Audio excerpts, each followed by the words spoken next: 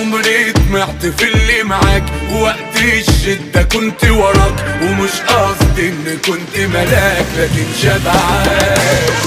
وفاتح قلبي عالمكشوف وبعشق موت ومش مكسوف، كلامي دغري مش ملفوف ولا بهيج.